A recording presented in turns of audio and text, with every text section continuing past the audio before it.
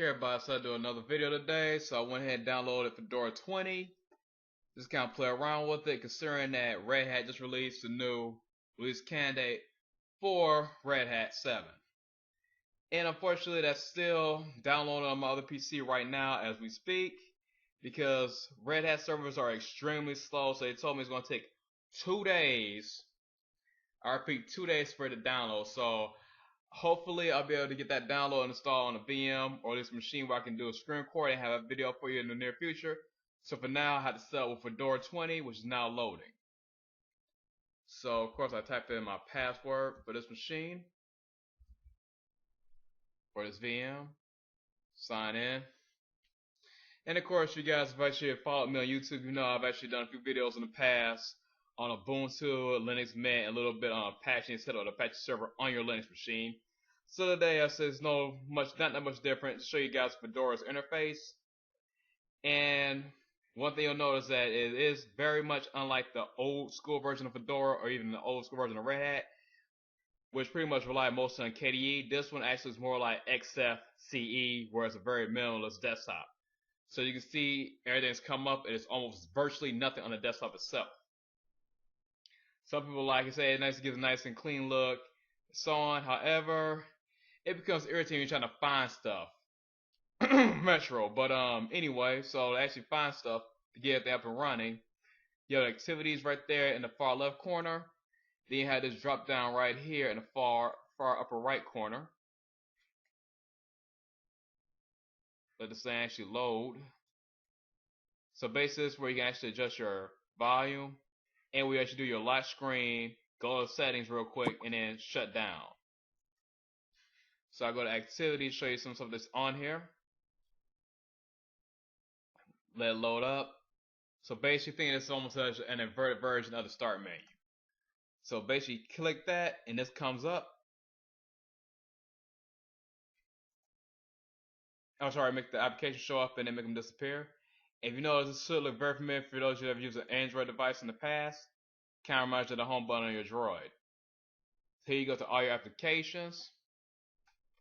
So let's look at Sandra, which is actually a lot of security features that come with this. So you have your screen reader tool, which is really helpful later on for some people. And then you have your automatic bug reporting tool.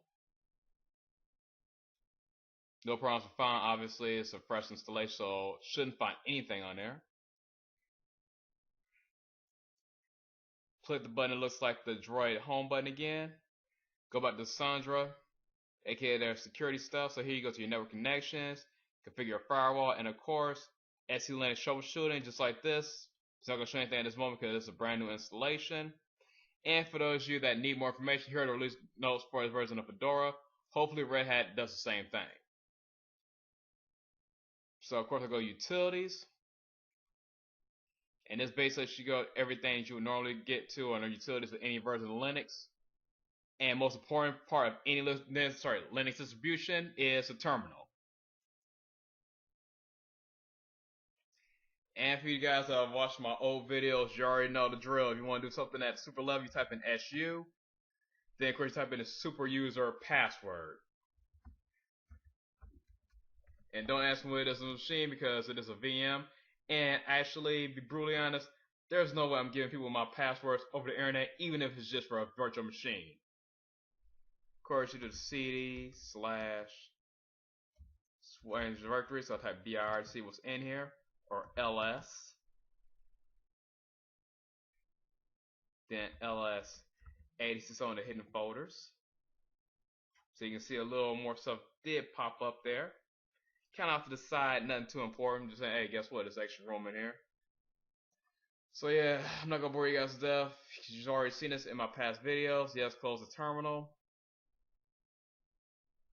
Go activities again. Hit the show applications button. Now let's see what happens when you go to software. And this is their pretty much program that they use within this version of Fedora to install different programs to your machine. And of course, music is basically kind of a little lightweight version of iTunes if it was ever to come to Linux. Let me exit out of that. Go back to activities. Hit this little button right here. Now if I go to settings, for you guys that are running Macs or use OS 10 at any time in the past, this screen should look very familiar. Look very, very familiar.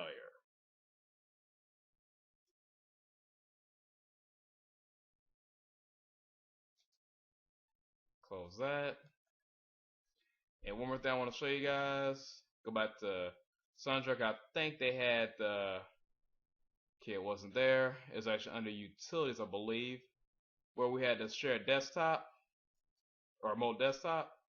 So basically, you guys have VNC installed. Boom, you can use this to share your desktop within different machines, which can be helpful if you don't feel like lugging like 20 machines all at once, or if you're on a laptop and want to connect to your desktop at home.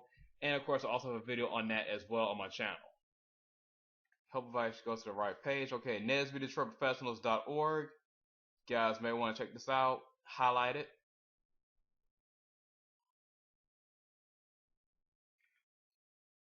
Give it time to load up.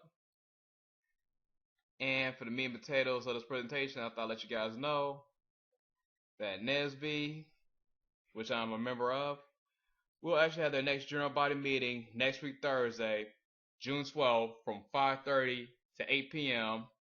And the discussion will be on health and wellness, and I will be the speaker for that event. So basically, I'll give people information, little tips here and there on nutrition, but mostly on fitness and best programs they can do to actually help themselves get in shape and help themselves out later on. And of course, they'll also have the general body meetings for those of you guys that actually want to participate in the whole voting process. That's all I got to talk to you guys about tonight. Hope you have a good weekend. Talk to you later. Bye.